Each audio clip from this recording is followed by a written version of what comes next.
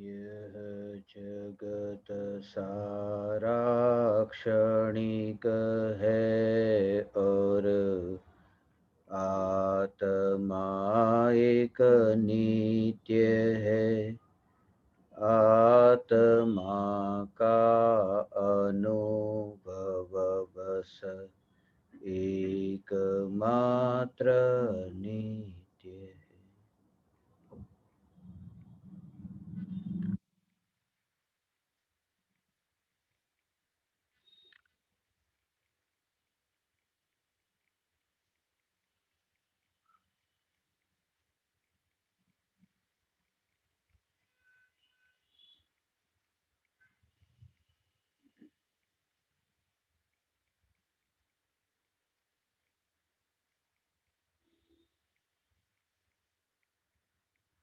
चैतन्य स्वभावी भगवान आत्मा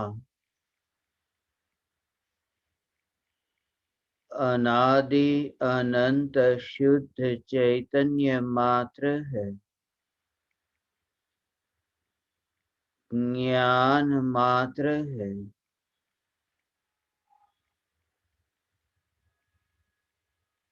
मैं शुद्ध चैतन्य मात्र, ज्ञान मात्र,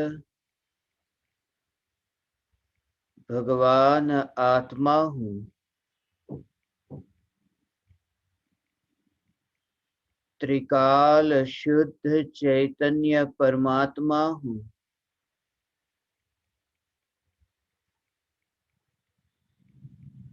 अनंत गुणाधिपति, एक ज्ञायक देव हूँ।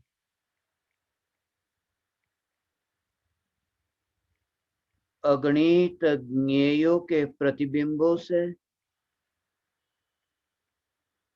अप्रभावित ज्ञान पर्यायों में नहीं मिलने वाला त्रिकाल सत्ता स्वरूप चैतन्य परमात्मा हूँ। चैतन्य सत्ता मात्र ज्ञायक देव हूँ।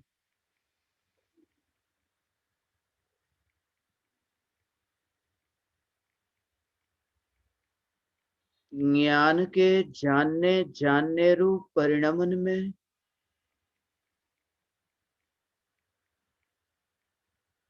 इंद्रिय आदि परद्रव्य का प्रवेश नहीं। ज्ञान के जानने रूप परिणमन में विकल्प का प्रवेश नहीं। ज्ञान का जानने रूप परिणमन स्वतंत्र है, स्वाधीन है।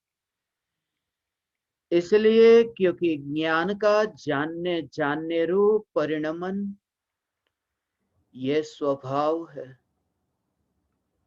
और स्वभाव स्वतंत्र है, स्वभाव स्वाधीन है। जो स्वाधीन है वही स्वभाव है। ज्ञान में निरंतर परिणमन होता है। यह जो जानना ऐसा परिणमन होता है, यह परिणमन भी ज्ञान की स्वतंत्रता और स्वयं की योग्यता से होता है। ज्ञान की स्वतंत्रता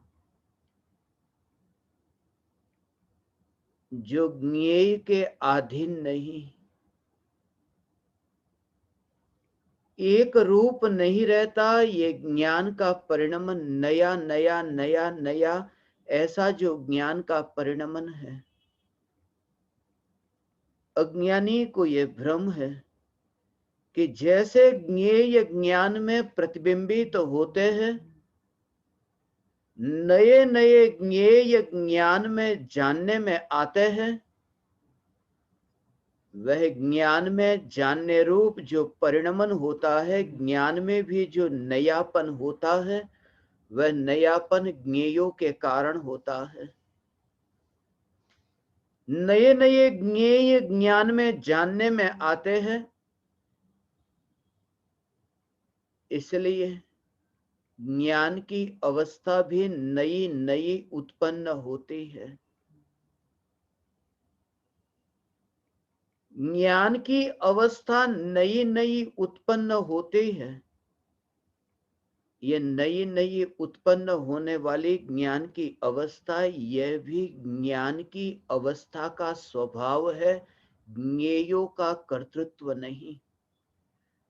और ज्ञानी को प्रत्येक समय की ज्ञान की पर्याय में ऐसी ये परिणमन की स्वतंत्रता की जागृति रहती है। ज्ञेय नए नए हो, मगर नए नए ज्ञेयों के कारण ज्ञान में नयापन नहीं आता।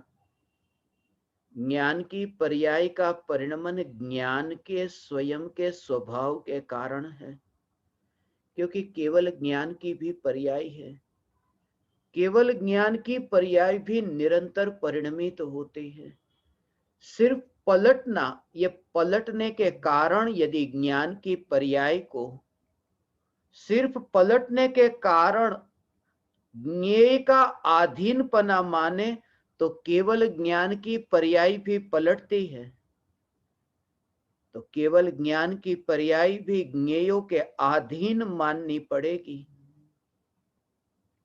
यदि ये ज्ञान का परिणमन ज्ञेय के अधीन माना, तो ज्ञान का परिणमन ज्ञान के कारण है, ज्ञेय के कारण नहीं, वरना केवल ज्ञान भी पराधीन होगा। जैसे केवल ज्ञान की पर्याय अपनी तत्समय की योग्यता से परिणमित तो होती है, ज्ञेयों के कारण नहीं, ऐसे ही ये जागृति कि मेरी भी ये ज्ञान की अवस्था, ज्ञान का परिणमन ज्ञेयों के कारण नहीं हो रहा है। नए नए ज्ञेयों के कारण ज्ञान की अवस्था नई नई उत्पन्न नहीं होती। और ज्ञेय अर्थात क्या? ये राग और द्वेष के जो विकल्प है, क्रोध का विकल्प उत्पन्न हो और ज्ञान की अवस्था में क्रोध जानने में आए, क्रोध का प्रतिबिंब पड़े, ऐसी जो ज्ञान की निर्मल अवस्था और क्रोध का भाव पलटकर मान के भाव में रूपांतरित हुआ, ये क्रोध मान में बदल गया, ये एक विकार का दूसरे विकार में परिणमन हुआ, अर्थात एक पर्याय पलटकर दूसरी पर्याय रूप परिणमित हुई। तब ज्ञान में मान का भाव जानने में आया। ये जो ज्ञान की अवस्था में नयापन जो आया, ये ज्ञेय के कारण नहीं। इसलिए ज्ञानी को जागृति की अनंत विकल्प उत्पन्न होते हैं। एक नहीं, अनंत विकल्प उत्पन्न होते हैं, मगर अनंत विकल्पों को जानने वाली ज्ञान की पर्याय को नई नई तो जानते हैं, एक ही नहीं, नई नई पर्याय उत्पन्न हुए ये जानते हैं। फिर भी वो नयापन अपनी योग्यता से आया ये मानते हैं। इसलिए ज्ञानी यह नहीं मानते कि ज्ञेयों से ज्ञान होता है, ज्ञेयों से मुझे ज्ञान नहीं होता। अज्ञानी की यह मान्यता कि जैसे प्रतिकूलता आई तो प्रतिकूलता में द्वेष का भाव उत्पन्न हुआ, अनुकूलता में राग का भाव उत्पन्न हुआ। ये राग और द्वेष के भाव अनुकूलता और प्रतिकूलता के कारण उत्पन्न होते हैं, मैं क्या करूं? और ज्ञानी को यह जागृति कि राग और द्वेष के भाव और पदार्थों के कारण उत्पन्न होते हैं, ऐसा नहीं। राग और द्वेष के भाव को जानने वाली ज्ञान की पर्याय भी राग और द्वेष के कारण उत्पन्न नहीं हुई, ऐसा ज्ञान की निराकुल दशा के संबंध में ये दृढ़ श्रद्धा, ये ज्ञान की शुद्धता की श्रद्धा, और ये ज्ञान की शुद्धता की श्रद्धा उन्हें ही हो सकती है जिन्हें ज्ञान की अवस्था में त्रिकाल शुद्ध चैतन्य की सत्ता प्रतिबिंबित हुई हो, जानने में आई हो, उस श्रद्धा में एकत्व हुआ हो, ऐसे ये ध्रुव चैतन्य सत्ता, ये एक समय के ज्ञान की पर्याय में ध्रुव चैतन्य सत्ता का प्रतिबिंबित होना और ये श्रद्धा होना, ये इतना सूक्ष्म स्वरूप है कि ज्ञान की पर्याय, पहली बात तो ये कि राग और द्वेष के भाव जो है वो पर पदार्थ के कारण होते ही नहीं है। दूसरी बात कि पर पदार्थ के कारण राग और द्वेष के भाव उत्पन्न नहीं होते, मगर राग और द्वेष के भाव ज्ञान में उत्पन्न ही नहीं होते, ज्ञान की पर्याय भी ज्ञेय ये राग और द्वेष के भावों के कारण उत्पन्न नहीं होती। और ज्ञान की पर्याय का जो परिणमन है, ये परिणमन किससे अस्पर्शी है, ये थोड़ा सूक्ष्म स्वरूप है। जैसे 1 बजे की ज्ञान की पर्याय में क्रोध का भाव प्रतिबिंबित हुआ, ये दोनों की ऐसी स्वतंत्रता समझे बिना चैतन्य तत्व ज्ञान की पर्याय में प्रतिबिंबित हो ही नहीं सकता, श्रद्धा में आ ही नहीं सकता। जैसे 1 बजे क्रोध का भाव उत्पन्न हुआ और ज्ञान की एक समय की पर्याय में क्रोध का भाव प्रतिबिंबित हुआ, वह जो ज्ञान की पर्याय है क्रोध को स्पर्श नहीं करती और जानने रूप परिणमित हुई। जैसे ज्ञान की पर्याय क्रोध को स्पर्श नहीं करती है और जानने रूप परिणमित हुई है, ये कहे ना कि क्रोध का भाव तो प्रभाव है, विकार का भाव है, ये सूक्ष्म बात है भगवान। ये क्रोध का भाव तो प्रभाव है और प्रभाव जो है ये प्रभाव के कारण ज्ञान का परिणमन नहीं, मगर जो स्वभाव है वो स्वभाव के कारण भी ज्ञान की पर्याय का परिणमन नहीं। यह श्रद्धा में न आए तब तक सत्ता स्वरूप न्यायिक दृष्टि में नहीं आता। ये इसका भाव सूक्ष्म भाव है। सत्ता स्वरूप न्यायिक, उसका भाव यह है कि एक समय के ज्ञान की पर्याय और त्रिकाल ध्रुव सत्ता स्वरूप ज्ञान स्वभाव, वो ज्ञान स्वभाव है। ये ज्ञान स्वभाव ज्ञान के जानने रूप परिणमन को भी स्पर्श नहीं करता। ये स्वभाव, ये आत्मा का जो स्वभाव कहा, चैतन्य स्वभावी भगवान आत्मा, ये जो चैतन्य स्वभाव है ये ज्ञान स्वभाव है। ये ज्ञान स्वभाव जानने रूप परिणमन को स्पर्श नहीं करता। जैसे क्रोध के भाव को ज्ञान की जानने रूप पर्याय, ऐसे ये समझना, ये जो है ना, ऐसा ये परद्रव्य परद्रव्य प्रभाव, परद्रव्य है, ये प्रभाव है, ये ज्ञान की अवस्था है और ये चैतन्य स्वभाव है और ये सत्ता स्वरूप त्रिकाल ध्रुव ज्ञायक देव है। ये सब का स्वरूप यदि समझे, जो कार्य होता है उसमें सबसे पहले कि ये परद्रव्य, ये राख की दीवार, ये 5 इंद्रिय के परमाणु और मन के भी परमाणु, ये 5 इंद्रिय और मन के परमाणु, ये परद्रव्य, ये पुद्गल द्रव्य की सत्ता है, ये परद्रव्य की सत्ता। और जो प्रभाव है राग द्वेष के भाव, जो प्रभाव है ये राग द्वेष के प्रभाव, ये आत्मा की विकारी पर्याय।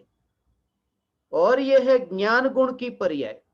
ये ज्ञान गुण की पर्याय जो 5 इंद्रिय से तो नहीं जानती, जो विकल्प से राग और द्वेष से भी नहीं जानती, और राग क्रोध मान माया लोभ के ये जो विकार के भाव उत्पन्न हुए, उनको ज्ञान की ये पर्याय स्पर्श किए बिना ये ज्ञेयों को जानती है।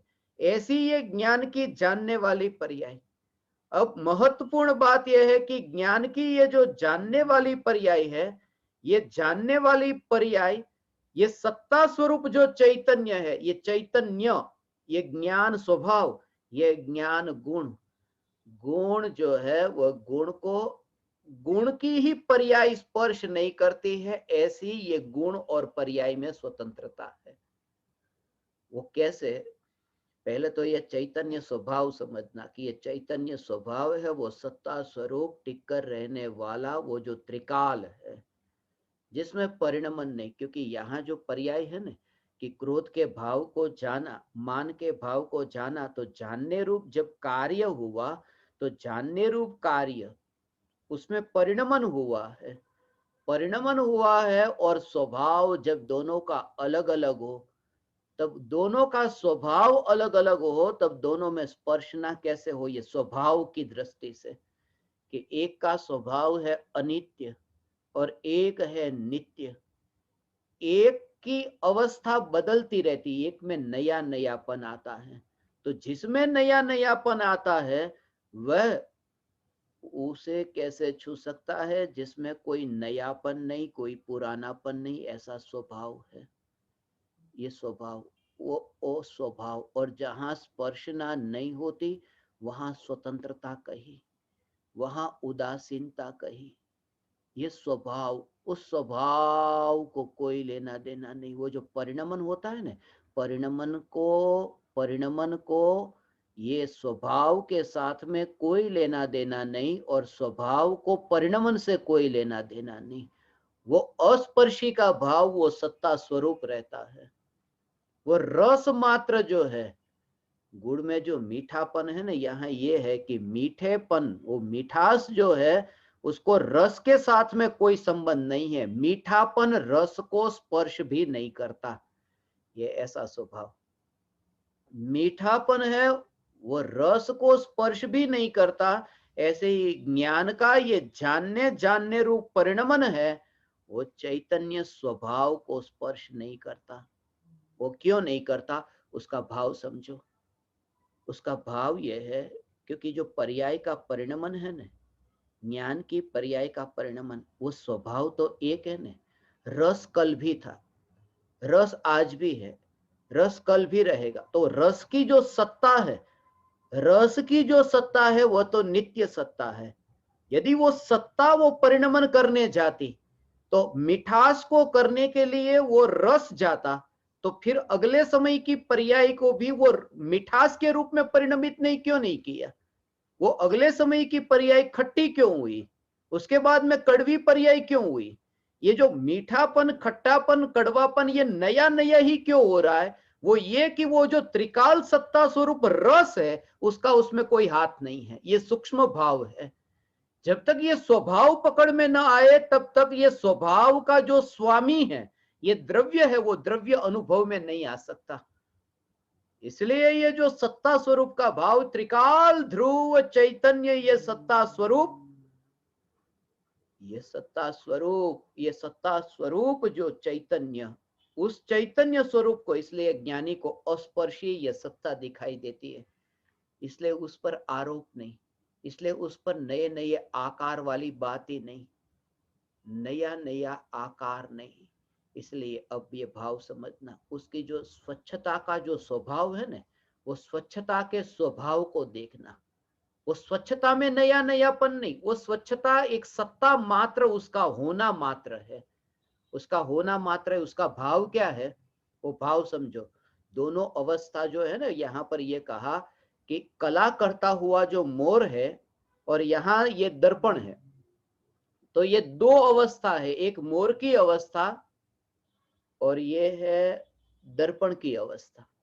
ये समझना, ज्ञान की पर्याय और ज्ञान की सत्ता और चैतन्य तत्व, ये तीनों बात को समझना है। एक समय की पर्याय में अनुभूति होती है, मगर अनुभूति से पूर्व इस प्रकार का तत्व विचार और चिंतन चलता है। ऐसा हो जिस जीव को एक समय में सम्यक दर्शन प्रकट होता है ना, वो पूर्व भव में ऐसे एक बार नहीं, कितने ही बार वो अंतर में तत्व विचार चला था। वो कहा भले एक समय में 7वें नरक में सम्यक दर्शन की प्राप्ति होती है, मगर पूर्व में ये तत्व का निर्णय हो चुका था।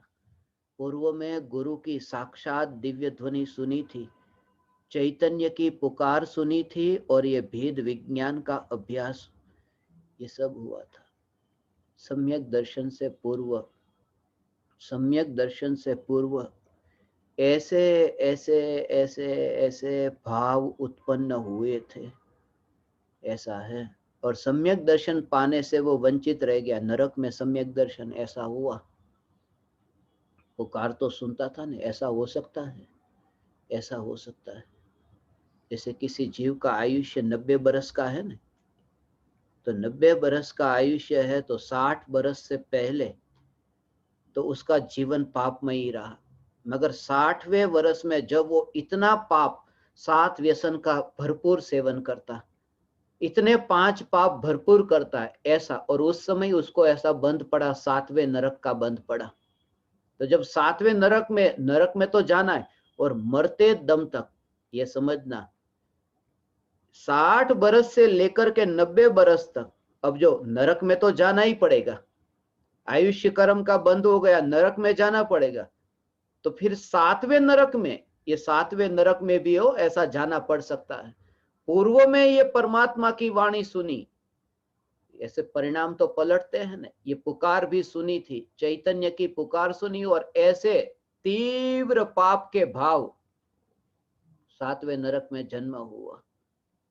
ये नरक में जन्म हुआ, ये अंतर में वो संस्कार में वो जो दृढ़ता है, वो 7वें नरक में, वो जो 7वें नरक में ऐसा हो, नरक में 7वें नरक में सम्यक दर्शन होता है। ये 7वें नरक में सम्यक दर्शन होता है, मगर 7वां नरक का कारण कोई और है और सम्यक दर्शन का कारण कोई और है। 7वें नरक का कारण तो तीव्र पाप का भाव था, वह है, और सम्यक दर्शन का कारण पूर्व में किया गया चैतन्य तत्व विचार है। इसलिए पाप के साथ में ऐसे, ये पाप के इतने तीव्र पाप के साथ में भी चैतन्य तत्व विचार होगा तो व्यर्थ नहीं जाएगा। ये इसलिए कहा कि भले तुम अभी दुकान पर बैठ करके आए हो, भले तुम अभी घर का काम करके आए हो, मगर अंतर में तुम्हारी ये चैतन्य तत्व की दिशा सच्ची होगी तो चैतन्य के तत्व विचार से, ये तो 7वां नरक कहा, 7वां नरक, वो उस समय जब 7वें नरक में यह सम्यक दर्शन प्रकट हो सकता है।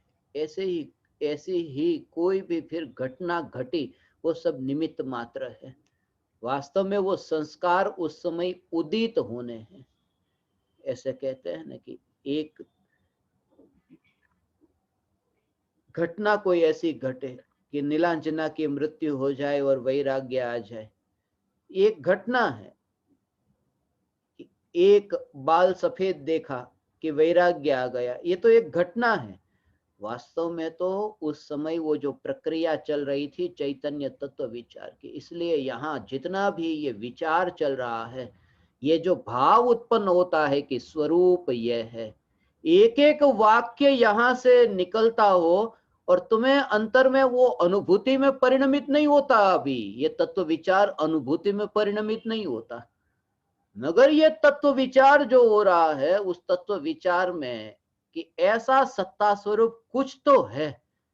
भले ये दृष्टांत से समझे न कि मीठा गुड़, ये खट्टा कड़वा, ये रस, ऐसे ही, मगर ऐसा लगे कि ये जो विकार का भाव है, ये विकार के भाव से ये सत्ता स्वरूप जो है वो सत्ता स्वरूप अलग है, ऐसा अंतर से हकार का भाव उत्पन्न हो, फिर वो भेद विज्ञान करना है। वो भाव तो उत्पन्न हुआ, ये हकार का भाव उत्पन्न हुआ न, ये जो हकार का भाव उत्पन्न हुआ कि वस्तु स्वरूप ऐसा ही है, तो सम्यक दर्शन क्यों नहीं होता। बस अब वो अगला स्टेप जो बाकी है, बस वो सम्यक दर्शन प्राप्त कराता है। वो नरक में, 7वें नरक में होता है चैतन्य तत्व विचार, 7वें नरक में।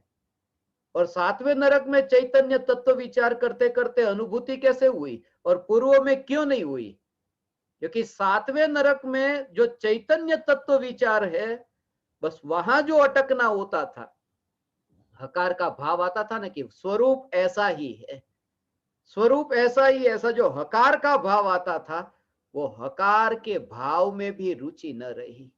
अभी ऐसा लगता है ना कि हाँ, तुम सही दिशा पर यात्रा कर रहे हो कि झूठी दिशा में, कि ना मैं सच्ची दिशा में यात्रा कर रहा हूं, सम्यक दर्शन नहीं होगा। ऐसे जीवों को होता ही नहीं है, होता ही नहीं है मैं सच्ची दिशा में यात्रा कर रहा हूं, क्योंकि सत्ता स्वरूप चैतन्य जो यात्रा ही नहीं करता, बस उस पर जोर नहीं है। और यहां ये ऐसा है कि मैं अपनी सही दिशा पे यात्रा कर रहा हूं, मैंने धर्म पा लिया, धर्म नहीं पाया मगर धर्म पाऊंगा, धर्म पाऊंगा, ऐसे भाव वाले जीव को सम्यक दर्शन होता ही नहीं। मैं धर्म को पाऊंगा, मैं धर्म को पाऊंगा नहीं, धर्म खोया ही नहीं गया, ऐसा जो चैतन्य स्वभाव है, ये चैतन्य स्वभाव है, ये सत्ता स्वरूप चैतन्य स्वभाव। इसमें नयापन नहीं और वो पर्याय का कारण नहीं, पर्याय को स्पर्शता नहीं। उसका भाव ये समझो, ये कला करता हुआ मोर है और यह दर्पण, ये दो अवस्था, एक अवस्था है कला करते हुए मोर की, वो मोर में है, और यहां है ये दर्पण की अवस्था। ये मोर की अवस्था है, ये दर्पण की अवस्था। अब दूसरी बात कि मोर ने कला करनी बंद कर दी और यहां दर्पण में अवस्था बदल गई, तो अवस्था ये यहां भी दो अवस्था हुई। एक तो कला करता हुआ मोर हो ऐसी अवस्था, और कला करता मोर न हो ऐसी अवस्था, ये दो अवस्था। अब महत्वपूर्ण क्या है, ये सत्ता नहीं है, ये तो अवस्था है। कला करती हुई और कला न करती हुई ऐसी दर्पण की अवस्था। मगर सत्ता का भाव क्या है कि वो जो कला करती ऐसी दर्पण की अवस्था और कला नहीं करती ऐसी दर्पण की अवस्था, उसमें वो जो स्वच्छता है, वो स्वच्छता, स्वच्छता ने ये नहीं कहा कि कला करती हुई अवस्था तैयार करो, स्वच्छता ये नहीं कहती कि कला नहीं करती हुई अवस्था तैयार करो। स्वच्छता सत्ता मात्र है, ये स्वच्छता सत्ता मात्र है। ऐसी ही ये ज्ञान की सत्ता मात्र, ये स्वच्छता, इस त्रिकाल ध्रुव स्वच्छता, ये सत्ता कही, क्योंकि जो नई नई पर्याय उत्पन्न होती है, वो उत्पन्न होने वाली पर्याय, उस पर्याय में ये सत्ता स्वरूप चैतन्य उसका कर्ता बनता नहीं है। इसलिए ज्ञानी यह नहीं मानता कि मैंने सम्यक दर्शन प्रकट किया। इसका भाव बहुत सूक्ष्म भाव है भगवान, ये भाव समझो, क्योंकि ये तो कला करते हुए मोर की बात कही ना आपको, कला करते हुए मोर की बात कही। अब सूक्ष्म भाव ये समझना, कला करता हुआ मोर नहीं। 4 बजे जब सम्यक दर्शन प्रकट होता है ना, तो सम्यक दर्शन प्रकट होते ही कर्तृत्व भाव कैसे छूट गया। अब उसका भाव समझो भगवान, कर्तृत्व भाव कैसे छूट गया, क्योंकि 4 बजे जैसे पहले ये स्वरूप समझा था ना कि ये दर्पण की स्वच्छता और ये दर्पण की अवस्था, दो बात समझना, एक दर्पण की अवस्था और दर्पण की स्वच्छता, उसकी तो बात ही नहीं कर रहा हूं। मोर की अवस्था, कला करता नहीं कला करता, ऐसी उसकी बात ही नहीं, वो तो परद्रव्य, वो तो बाहर में ही है। मगर दर्पण की जो अवस्था है और दर्पण की जो स्वच्छ सत्ता है, उनके बीच में ये भेद विज्ञान, और दर्पण की अवस्था और दर्पण की स्वच्छ सत्ता, इनके बीच में अब ये अंतर है कि स्वच्छता है, वो स्वच्छता दर्पण की अवस्था को कहती नहीं है कि तू ऐसी अवस्था तैयार हो या ऐसी अवस्था तैयार कर, वो मात्र होना मात्र है। और स्वच्छता ये एक प्रकार का स्वभाव हुआ। भगवान आत्मा में ये चैतन्य की त्रिकाल स्वच्छता एक स्वभाव है, मगर इतना मात्र आत्मा नहीं है, इससे तो आत्मा तक पहुंचने का एक साधन पता चला। दर्पण की पहचान कैसे करें, दर्पण में तो बहुत कुछ है। दर्पण में स्पर्श है ना, दर्पण में रस है, गंध है, वर्ण है, दर्पण में वजन है, दर्पण में आकार है, दर्पण में तो बहुत कुछ है। मगर दर्पण तक पहुंचे कैसे कि स्वच्छता जिसमें है वो दर्पण, वो स्वच्छता, तो स्वच्छता को देख करके दर्पण की पहचान हुई। ऐसे ही आत्मा में अनंत गुण है, मगर एक चैतन्य की जो स्वच्छता जो ज्ञेय से प्रभावित नहीं होती ऐसी, और ज्ञेय जो है वो ज्ञेय उस परिणमन का कर्ता नहीं होता।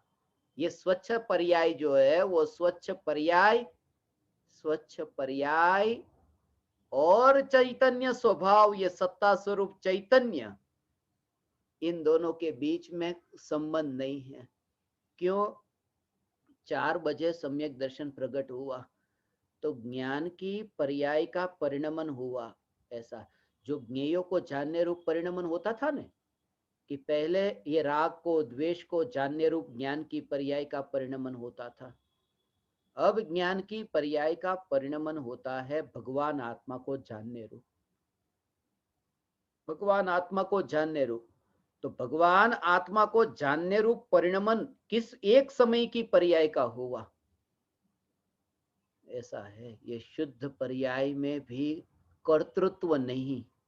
मैंने ये आत्मज्ञान की पर्याय को उत्पन्न किया, ऐसा ज्ञानी नहीं मानता। ये ज्ञानी की उदासीनता है। निर्मल पर्याय का कर्ता मैं नहीं। संबंध क्यों नहीं? क्योंकि दर्पण की ये मोर जैसी जो अवस्था हुई, वो दर्पण की अवस्था और दर्पण की स्वच्छता के बीच में जब संबंध नहीं, तो ज्ञान की अवस्था कैसी कि जिसमें भगवान आत्मा जानने में आता है, ऐसी ज्ञान की अवस्था और चैतन्य की सत्ता जो अवस्था में कहीं गई नहीं, कर्ता बनने नहीं गई, ऐसी ये चैतन्य सत्ता, ज्ञानी का जोर ये चैतन्य सत्ता मात्र भगवान आत्मा पर है, भगवान आत्मा को जानने वाली ज्ञान की पर्याय पर नहीं। इसलिए जो श्रद्धा की मोहर लगती है ना कि यही मैं हूं, यही मैं हूं, उस समय यही मैं हूं, उसमें सत्ता पर जोर है, सत्ता पर जोर, उसमें सत्ता पर जोर है। और एक दूसरे में मिलना नहीं हुआ, मिलना नहीं हुआ, मिलना नहीं हुआ। वो जैसे श्रद्धा का जोर रहता है ना, मिलना नहीं हुआ, वो मिलना नहीं हुआ, उसकी ऐसी स्वतंत्रता। दर्पण बाजार से खरीद कर लेके आओ और मांस की दुकान हो ना, या मांस बिकता हो, अब तुम्हारे यहाँ ऐसे दर्पण लेकर के जाते हो तो मांस दर्पण में प्रतिबिंबित हुआ ना, तो तुम पहली बात के दर्पण को आरोप लगाते हो कि तूने ये क्यों किया, कि मांस को प्रतिबिंबित क्यों किया। मांस तो वहां पर है, मगर मांस की अवस्था तो यहां हुई ना, मांस जैसी अवस्था। तो मांस जैसी अवस्था तो यहां हुई, तो ये अवस्था क्यों तैयार की कि दर्पण उसका कर्ता नहीं है, दर्पण ने तो विकल्प भी नहीं किया, दर्पण कर्ता नहीं है, वो अवस्था अपने आप तैयार हुई। तो दर्पण की स्वच्छता, ये मांस जैसा आकार तैयार हुआ, उसकी कर्ता नहीं बनती। और ये श्रद्धा अज्ञानी को है कि स्वच्छता उसकी कर्ता नहीं है, इसलिए वो दर्पण को उधर ही फेंक नहीं देता। जैसे ही मांस का प्रतिबिंब पड़ा, वो दर्पण को फेंकता नहीं, क्योंकि उसको श्रद्धा है कि दर्पण की जो स्वच्छता का स्वभाव है, वो स्वच्छता का स्वभाव मांस में तो कहीं नहीं है, मगर मांस जैसी दर्पण की अवस्था जो है, मांस जैसी दर्पण की अवस्था है, उस अवस्था में भी स्वच्छता का स्वभाव कहीं नहीं गया। तो ये त्रिकाली ध्रुव भगवान आत्मा, ये तो मांस नहीं हो, देह नहीं, त्रिकाली ध्रुव भगवान आत्मा जिस पर्याय में प्रतिबिंबित होता है, उस एक समय की अवस्था में भी नहीं गया, वो अवस्था अपनी योग्यता से उत्पन्न हुई है। ऐसा पर्याय का अकर्ता है भगवान, ऐसा पर्याय का अकर्ता। वरना द्रव्य का जोर ही नहीं आएगा, द्रव्य की सत्ता का जोर नहीं आएगा। वरना पर्याय पर्याय पर्याय, मैं जानने वाला, मैं टेबल को जानने वाला, कुर्सी को जानने वाला, मैं तो जगत को जानने वाला, राग द्वेष को जानने वाला, मगर अंतर में ये सत्ता का भाव अंतर में समझ में आए, ये सत्ता का भाव है। ऐसा ये सत्ता स्वरूप, ये चैतन्य, और फिर अवस्था बदल जाए, ऐसा। इसलिए सम्यक दर्शन में वहां पर ऐसा श्रद्धा बदल नहीं जाती। सम्यक दर्शन टिक करके क्यों रहता है? उसकी आकुलता नहीं होती है। सम्यक दृष्टि को इंद्रिय विषय के भोगों की प्राप्ति की तो आकुलता नहीं है भगवान। हे चैतन्य परमात्मा, तुम्हें आज जो अहो भाव से ये सुनने का भाव आ रहा है ना, ये तुम्हारे लिए है। ये जो सत्ता स्वरूप चैतन्य का भाव, ये सत्ता स्वरूप चैतन्य का भाव। दुकान पर बैठते हैं ना, ये समझना हो श्रद्धा का जोर कैसे। दुकान पर बैठते हैं, कोई ग्राहक आए नहीं, आज कोई ग्राहक नहीं आए, तो ग्राहक कब आएंगे, कब आएंगे, उसकी आकुलता नहीं है। मगर ज्ञान की पर्याय भगवान आत्मा का लक्ष्य करके निर्विकल्प अनुभूति ऐसी कब हो? निर्विकल्प अनुभूति कब हो? अभी नहीं हो रही है, अभी नहीं हो रही है। निर्विकल्प अनुभूति कब हो? ऐसी आकुलता भी सम्यक दृष्टि को नहीं होती। आकुलता नहीं होती, सम्यक दृष्टि को यह आकुलता नहीं होती। किसी भी प्रकार की आकुलता, ऐसा हो शुद्धोपयोग कब प्रकट होगा, शुद्धोपयोग कब प्रकट होगा, ऐसी आकुलता। वरना क्या होगा कि 5 इंद्रिय के विषय के भोगों की आकुलता छोड़ करके, तुच्छ वस्तु की आकुलता छोड़ करके, छोटी छोटी आकुलता थी ना वो तो, कि मुझे धन मिल जाए, कितने दिन के लिए, कितने दिन के लिए, कि बस अभी ज्यादा दिन के लिए नहीं, जब तक मैं जीवूं तब 20, 25, 50 बरस जितना मेरा आयुष्य है ना, उतने तक बस मुझे धन मिल जाए, तो उतनी आकुलता है। तो ये तो छोटी आकुलता हुई। सम्यक दृष्टि को आकुलता कि मुझे अनंत काल तक मोक्ष कब मिलेगा, तो ये बड़ी आकुलता हो गई। इसलिए बड़ी आकुलता कि कब सम्यक दर्शन प्रकट होगा, कब सम्यक दर्शन के बाद शुद्धोपयोग कब प्रकट होगा, मोक्ष कब प्रकट होगा, उसकी भी आकुलता नहीं है। वो एक ही कारण से, क्योंकि जहां कर्तृत्व होता है वहां आकुलता होती, ये सिद्धांत है। जहां कर्तृत्व है वहां आकुलता है। और निर्विकल्प अनुभूति की पर्याय का कर्ता मैं नहीं हूं, जहां उस पर्याय का भी अकर्ता। निर्विकल्प अनुभूति की पर्याय का भी अकर्ता। तो पर्याय कब प्रकट हो, कब प्रकट हो, कब प्रकट हो, ये भाव भी नहीं आता है और द्रव्य का जोर रहता है। मैं सत्ता स्वरूप न्यायक देव और निर्विकल्प अनुभूति कब प्रकट हो, इसकी आकुलता नहीं होती। आकुलता नहीं होती, उसके पीछे कई कारण हैं। सबसे पहली बात कि जैसे पूरा सागर प्राप्त हो तो बूंद की आकुलता किसे हो? सबसे पहले कि एकत्व जो है, एकत्व का जो विषय है वह भगवान आत्मा जो सत्ता स्वरूप त्रिकाल है, वो सत्ता स्वरूप की जैसे रुचि हो, सत्ता स्वरूप त्रिकाल की रुचि हो, तो फिर एक समय की पर्याय, वो जिस द्रव्य में ऐसा अनंत शक्ति अनंत वैभव है ना, जिस द्रव्य में, उस द्रव्य में एकत्व हुआ, फिर पर्याय कब प्राप्त होगी, उसकी आकुलता किसको होगी? और दूसरी बात कि वो आकुलता नहीं होती, क्योंकि सम्यक दर्शन होते ही द्रव्य की श्रद्धा हुई, द्रव्य की श्रद्धा हुई और भेद विज्ञान हुआ, द्रव्य की श्रद्धा हुई, भेद विज्ञान हुआ, और भेद विज्ञान के कारण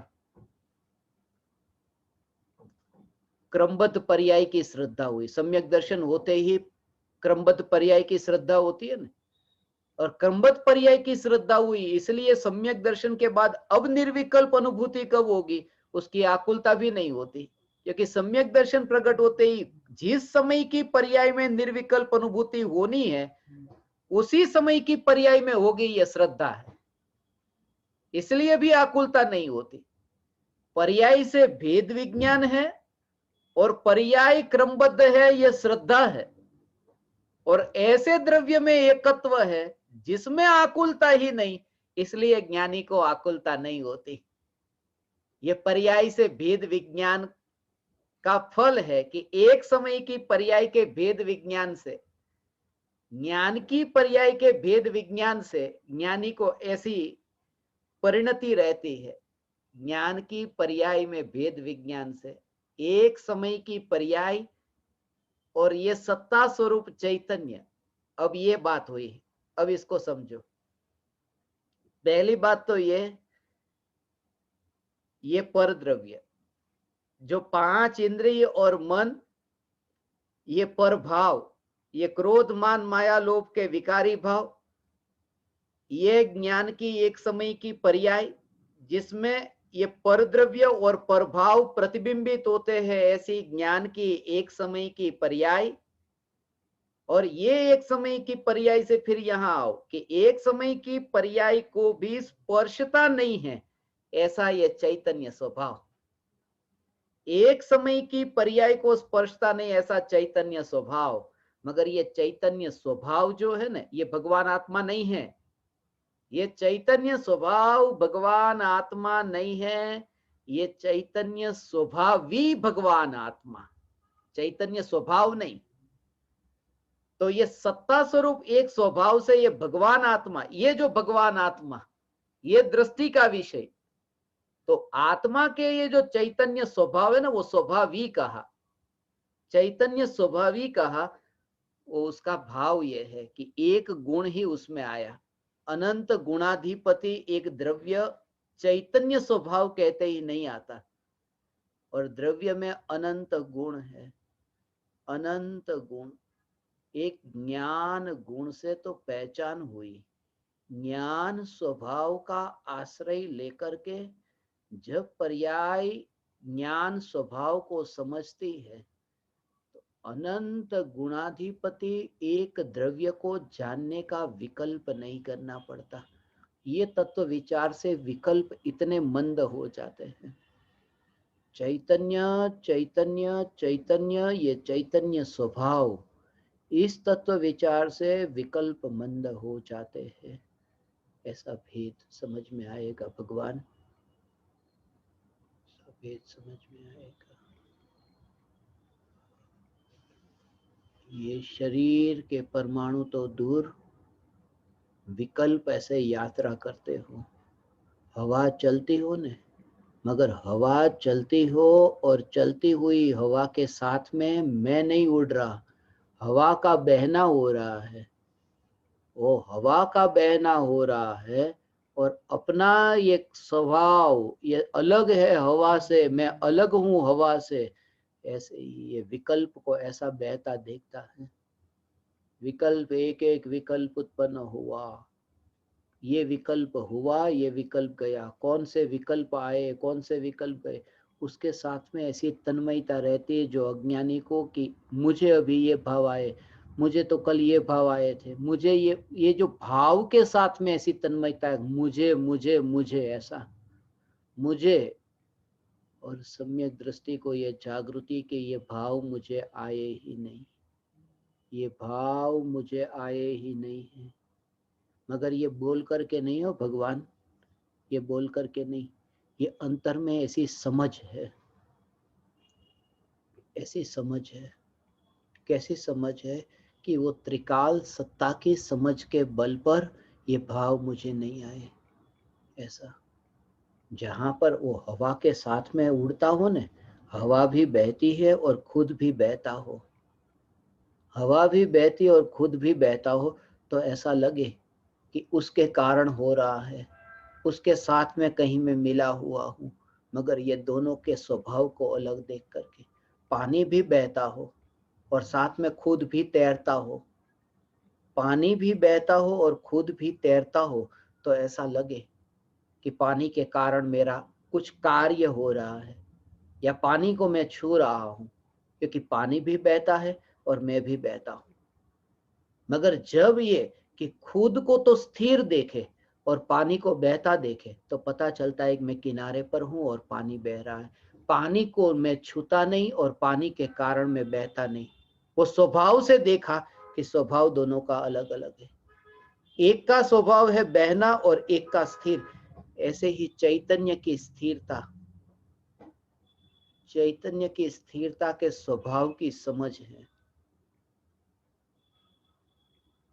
और पर्याय के ये विकल्प के परिणमन में उसकी भी श्रद्धा है। ये पलटता पलटता पलटता ये स्वभाव नए नए नए नए नए नए ज्ञेय अज्ञान में जानने में आए। और ज्ञान का भी प्रवाह नदी के प्रवाह की भांति, ऐसा ज्ञान का प्रवाह, उसमें परिणमन होता है।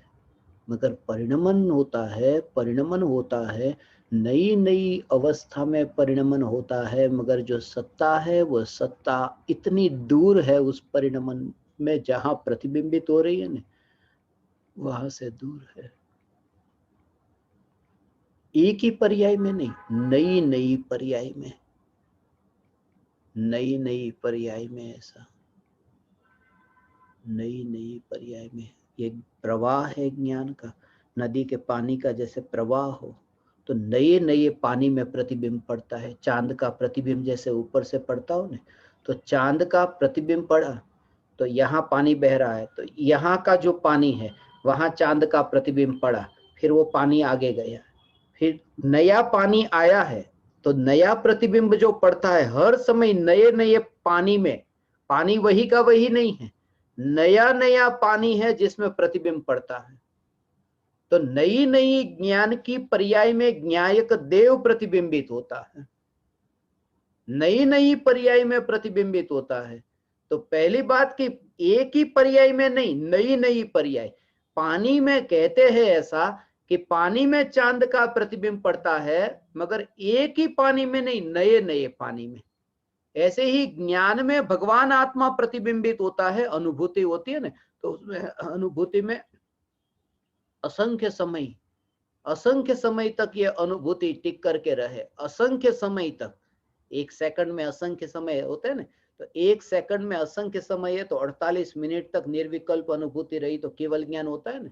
तो कहते हैं कि ये जो निरंतर ज्ञान में भगवान आत्मा जानने में आता है, वह ज्ञान में जानने में आता है, अर्थात उसमें तो प्रवाह बह गया है। एक एक समय में नया नया प्रवाह। पानी में चांद प्रतिबिंबित होता है, पूरी रात भर पानी में चांद प्रतिबिंबित होता रहा, मगर ये नए नए पानी की बात है। कहते ऐसा कि वही तो नदी में ही तो प्रतिबिंबित हुआ, मगर वो नया नया पानी। ऐसे ही ज्ञान की उत्पाद और व्यय वाली जो पर्याय है, नई नई पर्याय में ज्ञायक प्रतिबिंबित होता है। और जो प्रवाह है वो प्रवाह का बहना होता है, और चांद पानी में प्रतिबिंबित होकर के भी, ऐसा चांद पानी में प्रतिबिंबित होकर के भी पानी को छूता नहीं, पानी में मिलता नहीं, और चांद पानी में कहीं पर भी नहीं। ये चैतन्य चांद के पूर्णिमा, ये चैतन्य मात्र ज्ञायक देव हर एक समय की पर्याय में आनंद का भोग होता है। निर्विकल्प अनुभूति में आनंद को भोगते हैं भगवान, ऐसा आनंद को भोगते हैं।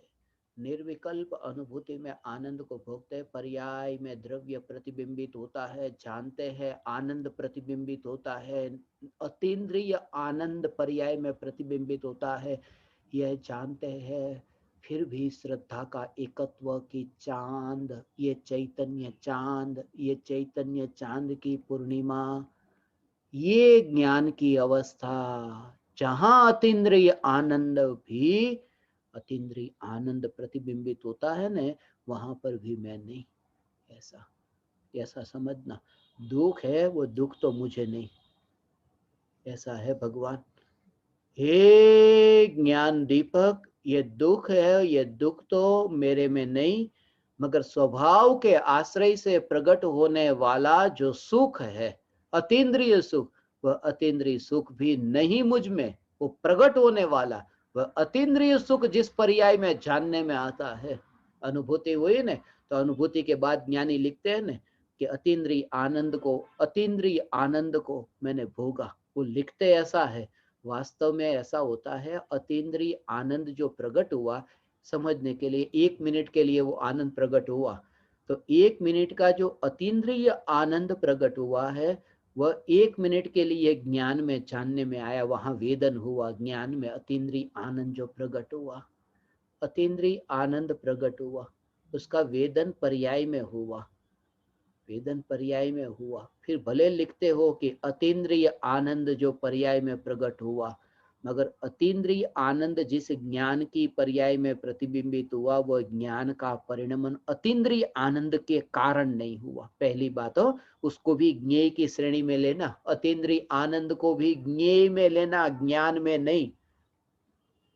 जैसे वहां वो मांस में देखा कि मांस और दर्पण दोनों में स्वतंत्रता, ऐसे ही ये ज्ञान की अवस्था अनुभूति के काल में, ये ज्ञान की अवस्था ये स्वतंत्र है, ये स्वतंत्र अवस्था है, और अतीन्द्रिय आनंद स्वतंत्र है। उसका कारण क्या है? उसका कारण यह है कि अनुभूति 4:01 पर छूट गई ने, तो अतीन्द्रिय आनंद आ रहा है कि नहीं आ रहा है? मगर अतीन्द्रिय आनंद का जानना हो रहा है, जो भोगा था वो जानने में आ रहा है, कि जानने में तो आ रहा है कि अभी मैंने अतीन्द्रिय आनंद ऐसा भोगा, वो ज्ञान में जानने में आ रहा है। उसका मतलब कि उसका होना जरूरी नहीं है जानने के लिए, ज्ञान की पर्याय की योग्यता होगी तो अतीन्द्रिय आनंद नहीं होगा तो भी जानने में आएगा, क्योंकि ज्ञान की स्वतंत्रता है। तो पहले भी जो ज्ञान में जानने में आया था वो अतीन्द्रिय आनंद ने नहीं ज्ञान कराया, वो ज्ञान की पर्याय से ज्ञान उत्पन्न हुआ।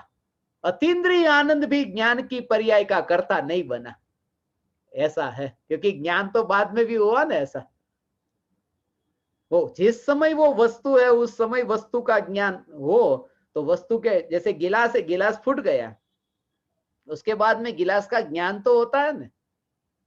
वो ये बताता है कि पहले भी गिलास का ज्ञान गिलास के कारण नहीं होता था, ज्ञान की पर्याय की योग्यता से ज्ञान होता, ये ज्ञान की पर्याय की स्वतंत्रता। तो अतीन्द्रिय आनंद को जानने वाली जो ज्ञान की पर्याय है, अतीन्द्रिय आनंद को जानने वाली ज्ञान की पर्याय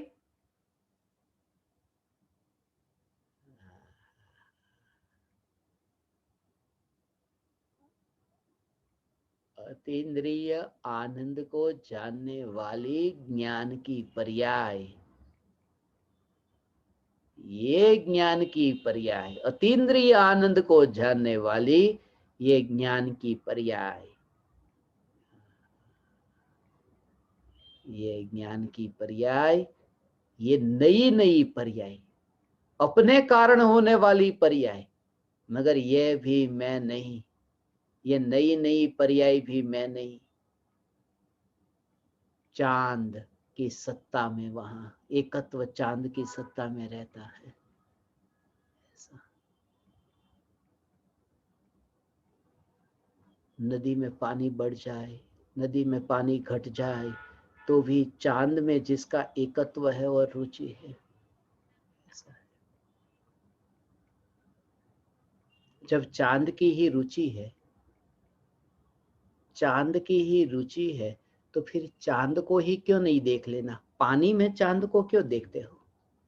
जब रुचि चांद की ही है ना, तो पानी पानी को देखने की जरूरत ही नहीं है। ऐसा तो पानी को देखने की जरूरत नहीं है, सीधा चांद देखो ने, कि सीधा ही चांद देखा है, चांद सीधा ही देखा है। उसको भाव ऐसे समझना हो, द्रव्य की रुचि है तो साक्षात द्रव्य को जानो, ये पर्याय को बीच में क्यों लाते हो? कि साक्षात द्रव्य को ही जानते हैं, मगर जानने का कार्य जो हो रहा है वो पर्याय में ही होता है। वो पानी है ना, पानी को रुचि यदि चांद की है तो पानी चांद की ओर रहे, कि पानी तो चांद की ओर ही है, मगर पानी चांद की ओर ही है, पानी का जो मुख है वो चांद की ओर ही है, मगर प्रतिबिंब पड़ने का जो कार्य है वो पानी में ही हो सकता है, वो चांद में नहीं हो सकता।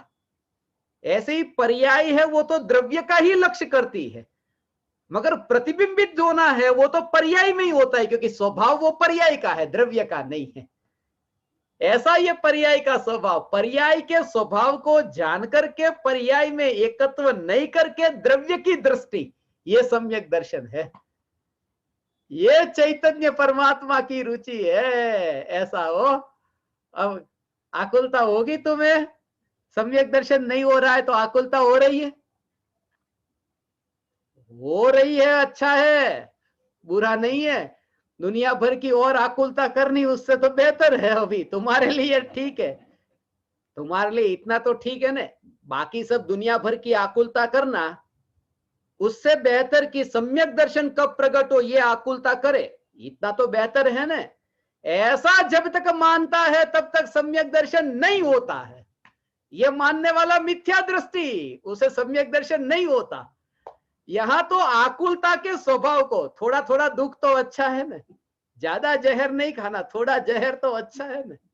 ऐसा ज्यादा जहर अच्छा नहीं, यहां तो अमृत का रसपान किया तो जहर की रुचि नहीं, ये जोर ऐसा चैतन्य तत्व का, ये द्रव्य की रुचि, ऐसी ये चैतन्य की रुचि, हे ज्ञान दीपक तुम्हें प्रकट हो भगवान, ये त्रिकाल सत्ता स्वरूप चैतन्य की रुचि, ऐसी रुचि जिस जीव को प्रकट हुई है, वह जीव सम्यक दर्शन को भी ज्ञान का ज्ञेय जानता है, स्वयं को सम्यक दृष्टि नहीं मानता है। स्वयं को सम्यक दृष्टि नहीं मानता है।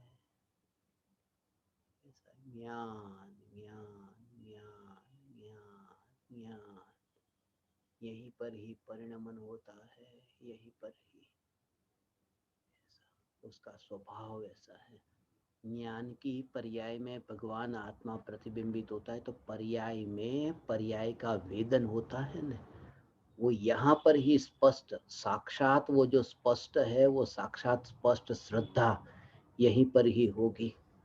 ऐसा सीधा तो वहां पर जैसे कहा ना कि चांद को देखने के लिए, चांद को देखना हो न, तो अभी तो चांद को देखने के लिए सीधा चांद को दूर देखे तो वो चांद दिखाई नहीं, दूरी कितनी है चांद से। और पानी में देखना हो तो अभी यहाँ पर देख सकते हैं, ऐसे पानी में अभी देख सकते हैं। चांद को देखने के लिए वो दूर का चश्मा लगाना पड़ता है ना, तो इतने दूर का देखना हो तो इतना, और उससे ज्यादा दूर का देखना तो दूरबीन लेना पड़ता है, और उससे दूर का चांद देखना हो तो कितना कितना बड़ा बड़ा दूरबीन लेना पड़ेगा कि चांद को पूरी तरह देखना है। मगर इससे बेहतर सीधा पानी में ही देख लो। तो यहाँ जो प्रतिबिंब पड़ता है यहाँ पर ही, और वहां तो दूरबीन से देखने का उपाय भी हो सकता है, यहाँ तो पर्याय में प्रतिबिंबित होते ऐसे ज्ञायक देव में एकत्व किए बिना कोई दूसरा उपाय ही नहीं है।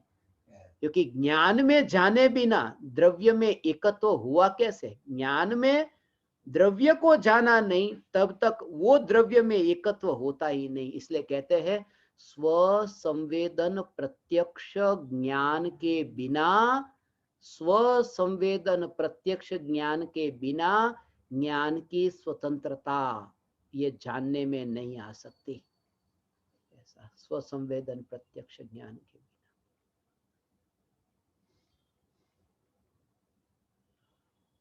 ऐसा महिमा भाव, ऐसा न्यायक देव के प्रति अहोभाव।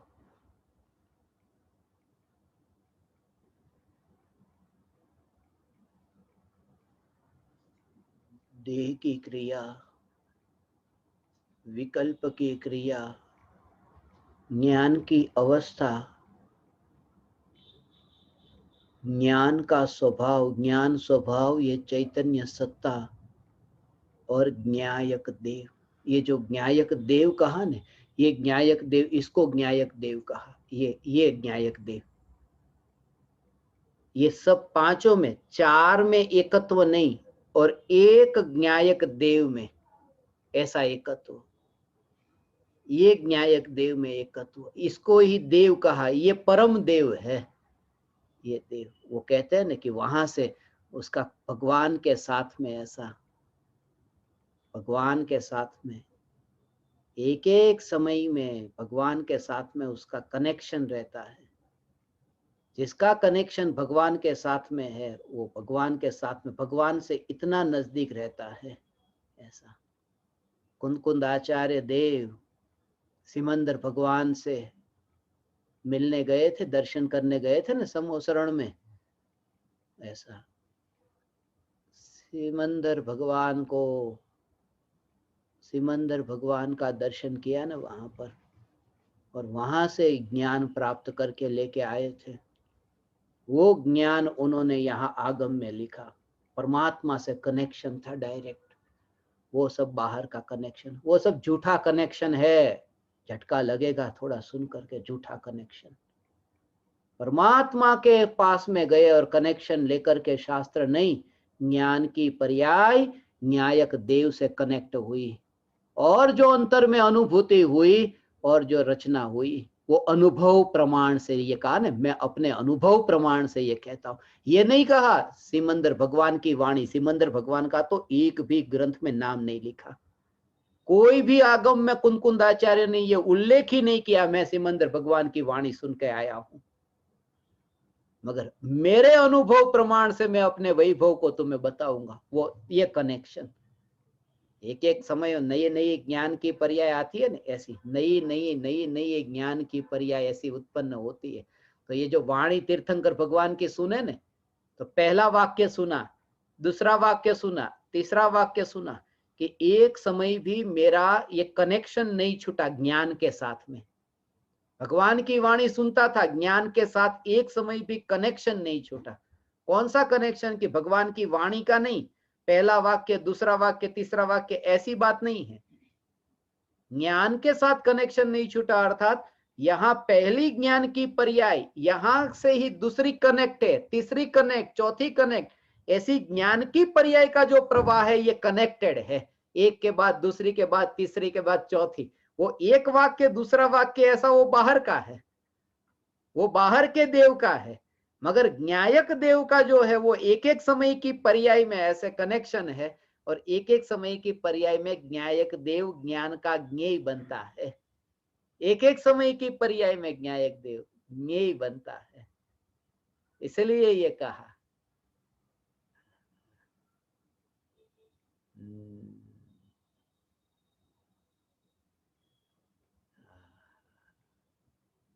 ये कोई ऐसे पराये उपयोग जो है ना, आजकल ये सुनते तो है ना, ये सुनते हैं, मगर उपयोग फिर भी अभी पर पदार्थों में अटक जाता है। उपयोग अटकता है ना, ये पर ज्ञेयों में इतना सुनने के बावजूद भी पुत्र पत्नी परिवार घर दुकान इसमें सब में उपयोग अटक जाता है ना, उपयोग अटक जाता है। ऐसा मानना नहीं, उपयोग अटक जाता है निमित्तों में, ऐसे निमित्तों में अज्ञानी ये दोषारोपण करता है ना, निमित्तों में मेरा उपयोग अभी अटक जाता है। ज्ञानी कहते एक समय के लिए अटकता नहीं, क्योंकि जानना यदि अटक गया तो निमित्त से मेरा उपयोग अटक गया। ऐसा ये जानना नहीं अटकता, ये है मस्ती है, ये मस्ती है। ये उपयोग अटक गया ऐसा उपयोग अटक गया। कोई ऐसी ऐसी ऐसी ऐसी गंदी गंदी गाली दे, ऐसी गाली दे कि मेरा उपयोग वहां अटक जाता है। मगर पहले एक गाली दी उसने, आज मुझे 100 गाली दी, मेरा उपयोग वहां अटक गया। तो पहली गाली दी वो जानने में आई, फिर दूसरी नई वो जानने में आई, तीसरी नई वो जानने में आई। तो ये ज्ञान का तो कार्य हो ही रहा था, अटका कहां था? ये ज्ञान कहां अटक गया? उपयोग अटकता ही नहीं है, जानने जानने रूप परिणमित तो होता है। ऐसा ये मेरा उपयोग कहीं पर भी अटका नहीं है, ऐसा स्वतंत्र अनुभव मेरा उपयोग कहीं पर भी अटका नहीं है। सब ऐसा देखोगे भगवान, ये शरीर में कहीं पर भी मैं, निमित्तों में कहीं पर भी मैं नहीं अटका, ये इंद्रियों में कहीं पर भी मैं नहीं अटका, इंद्रियों में कहीं पर भी मैं नहीं अटका। ऐसा जो ये ज्ञान का जानना जानना जानना, ऐसा है भगवान। अटक गया अटक गया अटक गया, एक समय के लिए भी रोकने वाला कोई नहीं, रोक सकने वाला कोई नहीं। ऐसा वो तो पलटता पलटता है ना, वह पलटता है ना, वो पर्याय का परिणमन होता है, नया नया नया नया होता है, तो उपयोग उसमें अटक जाता है। पहले ये हुआ, फिर वो हुआ, फिर वो घटना, कहीं ना कहीं कोई ना कोई निमित्त मिल जाते हैं, पराये निमित्त में उपयोग अटक जाता है। यहाँ तो ये कि पराया निमित्त जो है वो उपयोग को अटका नहीं सकता, और पराये निमित्त राग और द्वेष के विकल्प, ये राग और द्वेष के विकल्प उपयोग को रोक नहीं सकते, अटका नहीं सकते। ये विकार के भाव है ना, वो क्या उपयोग को रोकेंगे? बात ऐसी नहीं है।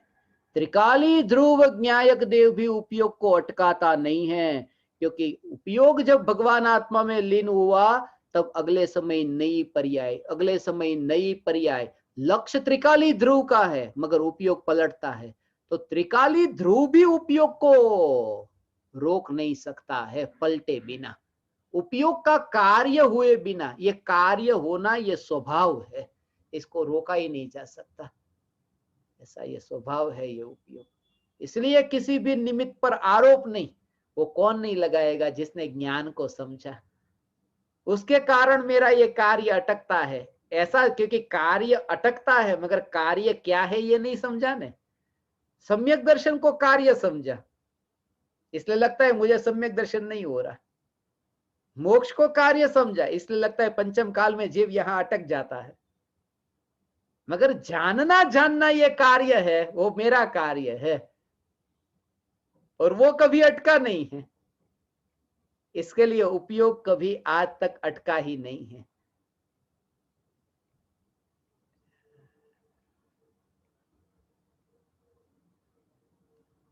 ये जागृति, आप ज्ञान दीपकों को कुछ कहना नहीं है, कुछ बोलने का भाव ही नहीं था,